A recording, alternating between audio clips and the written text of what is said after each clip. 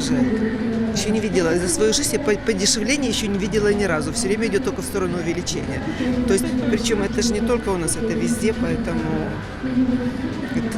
Ну, такая жизнь, такая цивилизация. Ждать и вакцинироваться, чтобы все завакцинировались, и чтобы не было вот такого «я сегодня хочу, а другой не хочет». Вы знаете, я уже тоже как бы привыкла. Но в свою пенсию я регулирую пенсию. То есть на все хватает? На все хватает. Ничего, терпеть. Что еще делать? Такие мелочи не замечаешь. Это же всего лишь продукт. Меня обеспечивают родители. Смириться, больше зарабатывать.